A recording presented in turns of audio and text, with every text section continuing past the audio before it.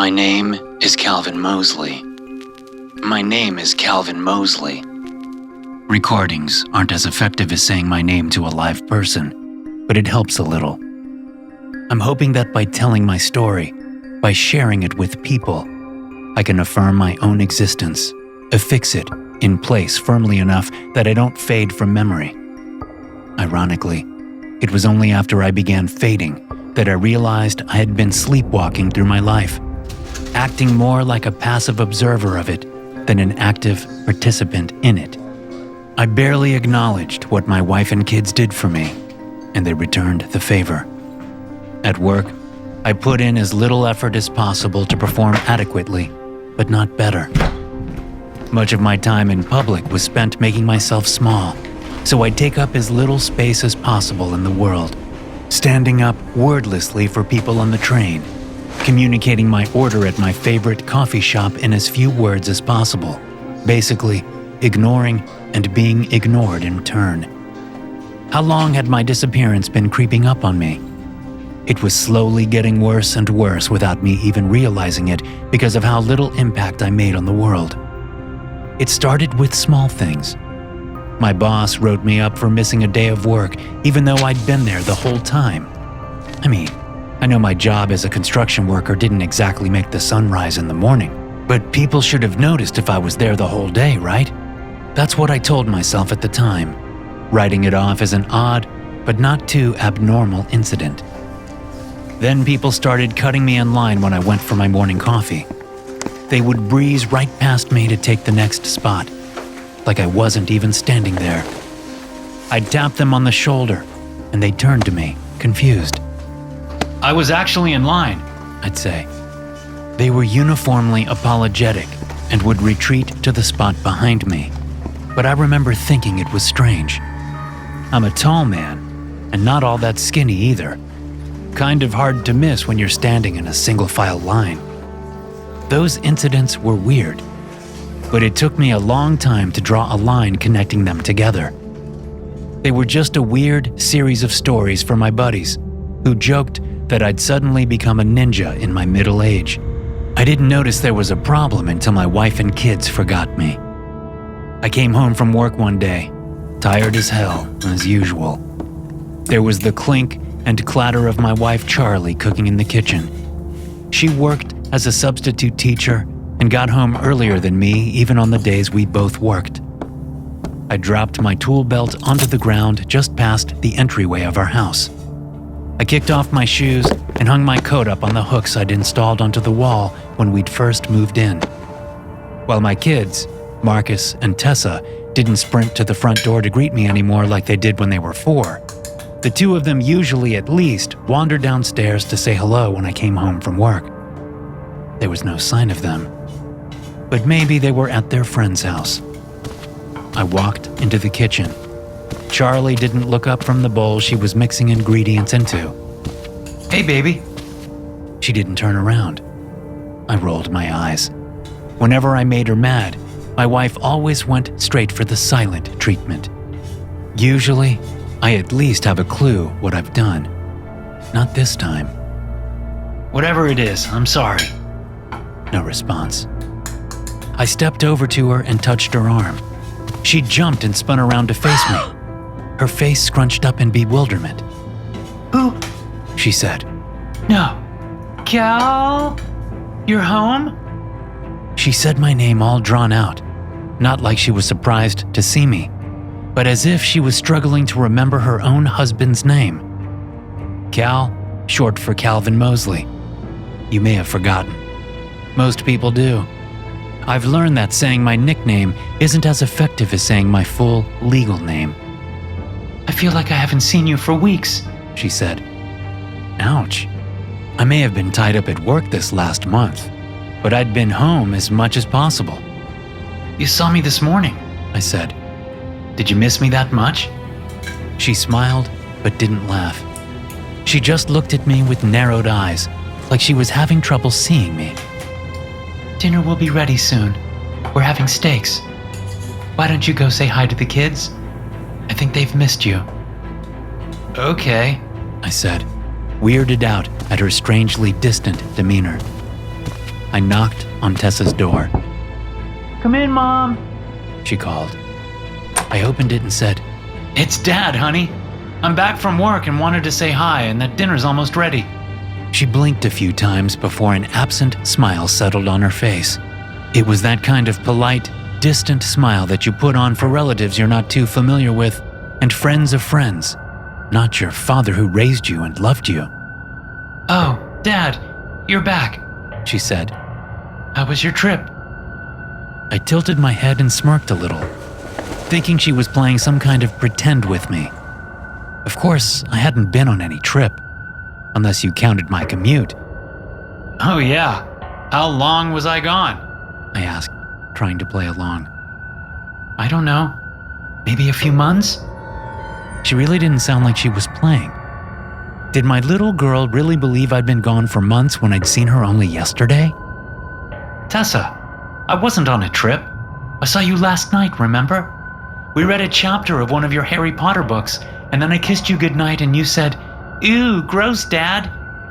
She thought for a minute, then said, "Yeah, I guess so." Unsettled by that, I went to Marcus's room. His memory was a little better than Tessa's. He thought I'd only been gone for a week. What the heck was going on? I sniffed the air, thinking maybe there was a gas leak or something, but I could only smell Charlie's cooking. "Kids, dinner's ready," she called. Tessa and Marcus scampered out of their rooms and down the stairs. I followed suit, stopping short when I came up to the dinner table and saw that they were missing a table setting. Though the kids and Charlie each had a napkin, drinking glass, plate, and silverware, my usual seat was bare. The plate with steaks also only had 3 pieces, and the amount of mashed potatoes and green beans seemed less than usual too. "Honey, did you forget someone?"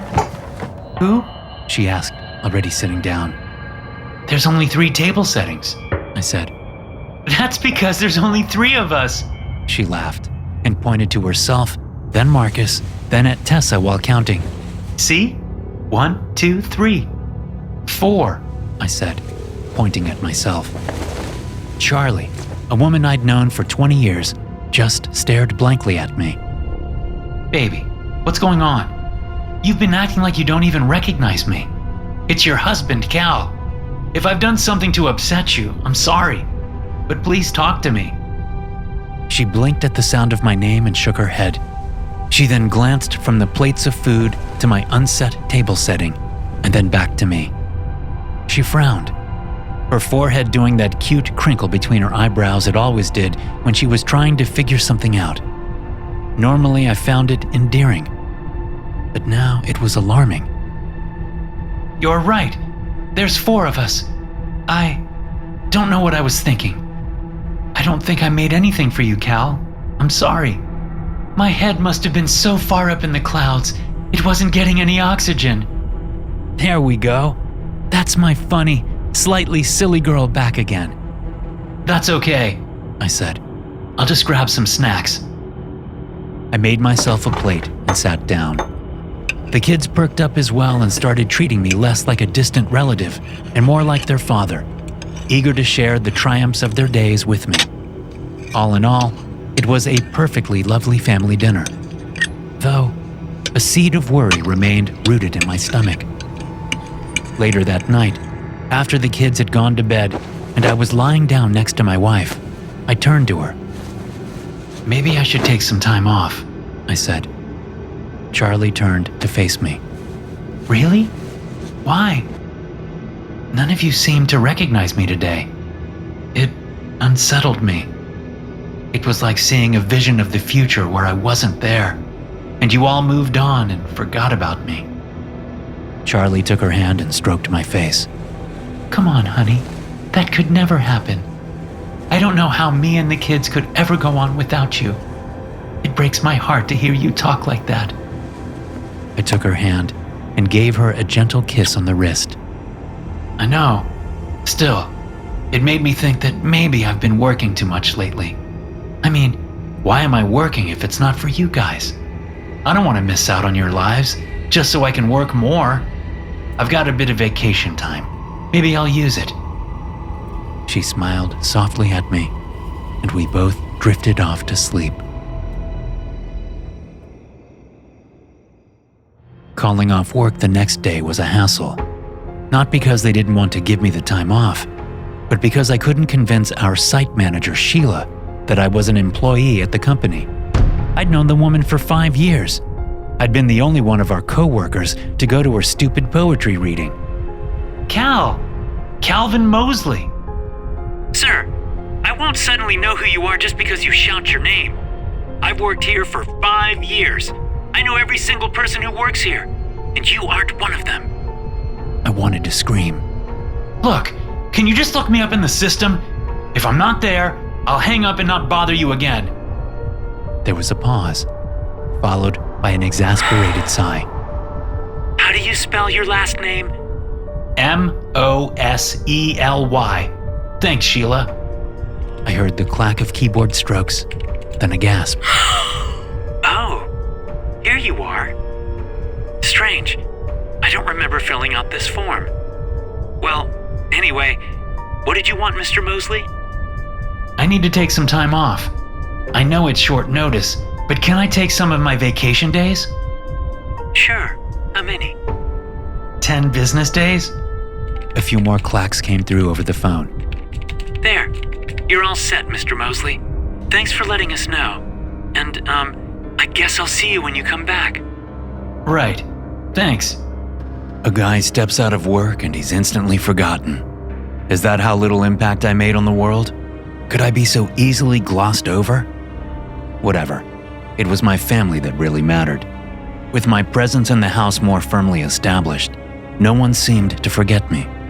At first.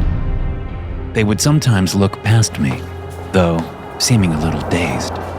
When that happened, I would reach out and bring them back to me. I'd kiss Charlie on the cheek or pat Tessa on the head. That would snap them out of their daze. People still cut in front of me in lines, and at the grocery store, other shoppers constantly bumped their carts into mine, although looking surprised that someone was there. With the time I had, I tried calling some friends, but they all acted as if they hadn't seen me for years, if they even remembered me at all.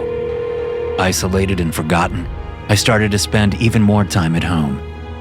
Maybe that was a mistake, bowing out of my work and social lives, narrowing the scope of my existence.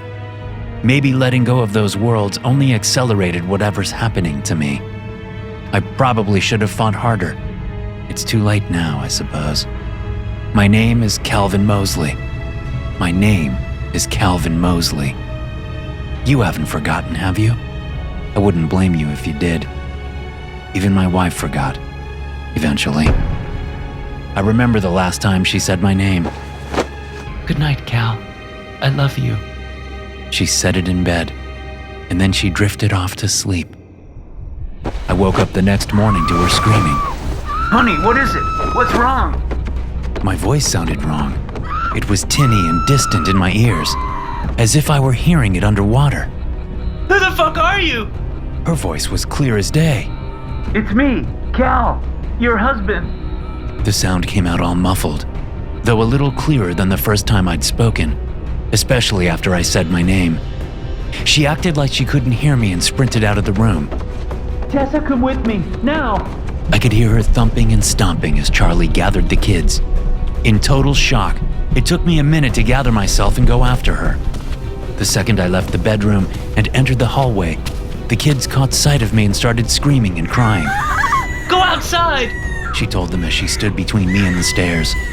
Her eyes darted here and there in my direction, as if she couldn't tell exactly where I was standing.